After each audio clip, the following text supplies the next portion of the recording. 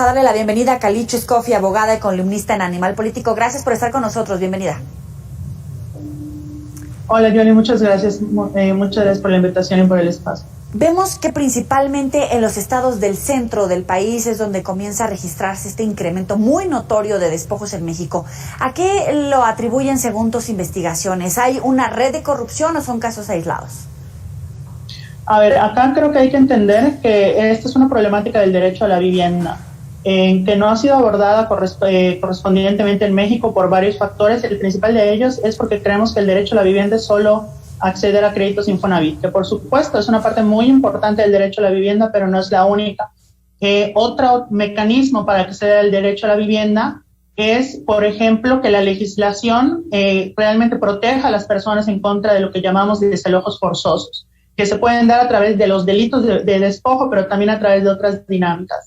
Lo que ocurre con el desalojo forzoso es cuando una persona es sacada del lugar donde habita sin que tenga posibilidad de defenderse o sin que tenga un juicio con las garantías mínimas.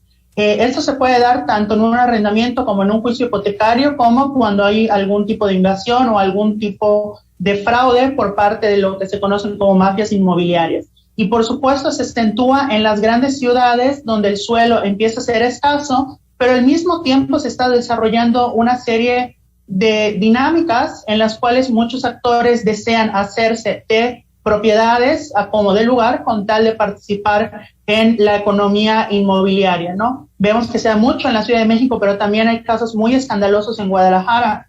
Ahorita con los testimonios que estaban pues dando como reporte ahorita en tu programa, la verdad algo que se me hizo muy triste es que los estaba escuchando y son historias que ya he escuchado varias veces de personas que han pedido asesoría por alguna situación, y es sumamente lamentable ver cómo en distintos estados del país se están reproduciendo estas dinámicas, principalmente en grandes ciudades, como ya dije, pero también en otras ciudades, como puede ser Mérida, que tiene un tamaño mediano, o incluso Campeche, que es más chica.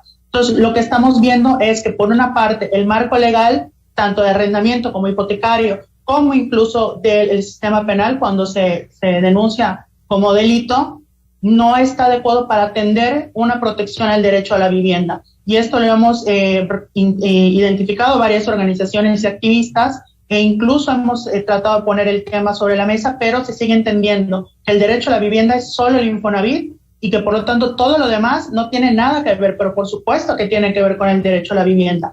Entonces, uno de esos factores es pues la legislación en sí, y obviamente también la corrupción, y cómo incluso dentro de los poderes judiciales no se hace una purga institucional para identificar quiénes están colaborando en este tipo de dinámicas. Mencionaban ahorita unos datos sobre el delito de despojo, pero esos son los casos que se llevan por la vía penal, pero también hay que reconocer que por vía civil y por vía mercantil, a través de juicios hipotecarios, se dan este tipo de dinámicas y fraudes de personas que pierden sus viviendas por documentos falsificados o por algunas mañas judiciales en las cuales no se les notifica correctamente, entre otro tipo de patrones. Calicho, ¿podrías abundar un poquito más en esta información por estos fraudes que se cometen por documentos falsificados? Porque efectivamente hay un abanico muy amplio de cómo cometer estos delitos, cómo ser víctimas, y también queremos que este espacio pues le sirva a la gente con la información que podemos poner aquí sobre la mesa.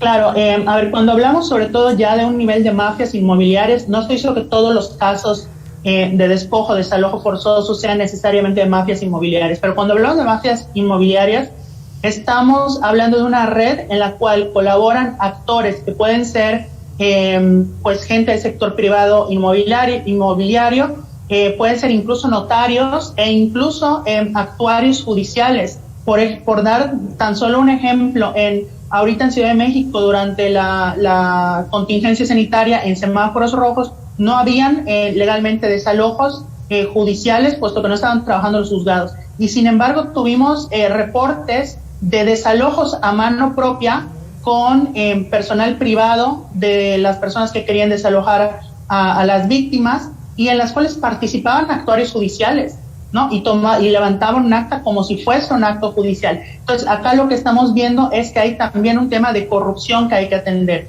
¿Qué es lo que puede hacer la gente para prevenir? Primero que nada, siempre quitarnos la pena de pedir todos los documentos por escrito y todo en claro. Es algo que nos da mucha pena porque pensamos que es una forma de manifestar desconfianza hacia la otra persona, pero no, la mejor manera para no ir nunca a juicio es prepararse como si se estuviese yendo a juicio. Siempre pedir acuses de recibo, siempre pedir todo en, ¿cómo se llama?, pues por escrito, siempre pedir alguna asesoría para revisar los contratos, etcétera. Yo sé que es costosa y ese es uno de los graves problemas que también inciden en el derecho a la vivienda, que en México pues la Defensoría Pública no se da abasto, no se da abasto ni en personal ni en presupuesto para atender todos los casos de personas que no pueden pagar por sí mismos un abogado.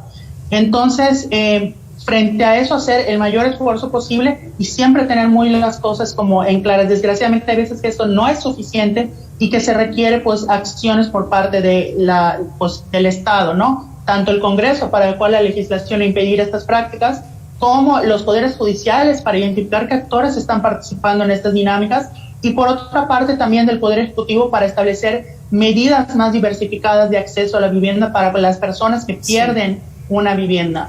Oye, una vez nos llegó una denuncia aquí en la alcaldía Iztacalco, transmitimos ese programa, ese caso en particular, que fue el que ya viste, y comenzaron a llegar otra serie de denuncias, al parecer en las mismas alcaldías.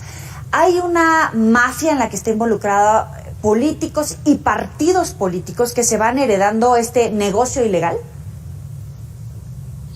Pues mira, es algo que se ha comentado mucho, yo no lo sé de cierto, pero creo que no corresponde ni a la academia, ni al activismo, ni a los periodistas saberlo, sino al Estado.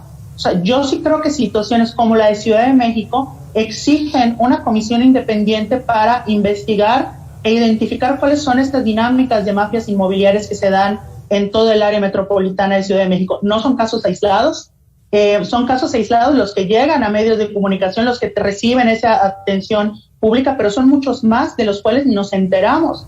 Entonces creo que acá, al no ser casos aislados, las autoridades no pueden adoptarlos y atenderlos como casos aislados, sino que tienen que buscar medidas encaminadas a identificar cómo operan estos grupos, quiénes están participando, porque esa es información que tendría que generar el Estado.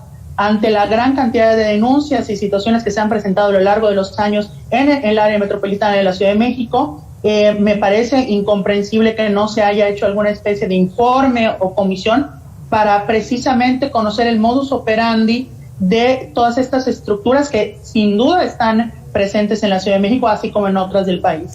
Kali Chuscoffy, gracias por estar con nosotros aquí en Mega Noticias. Gracias a ti. Hasta luego.